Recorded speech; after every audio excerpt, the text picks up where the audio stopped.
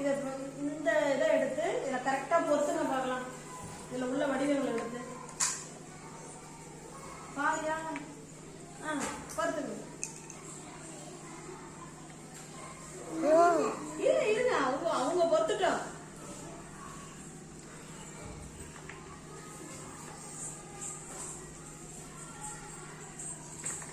Very good, super.